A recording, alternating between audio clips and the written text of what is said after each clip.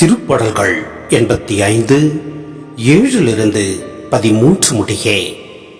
ஆண்டவரே, முது பேரன்பை எங்களுக்கு காட்டியறலாம், முது மீட்பையும் எங்களுக்கு தந்தரலாம். ஆண்டவராம் இறைவன் உரைப்பதை கேட்பேன். தம் மக்களுக்கு, தம் பற்றுமிகு அடியாருக்கு நிறைவாழ்வை அவர் வாக்களிக்கின்றார்.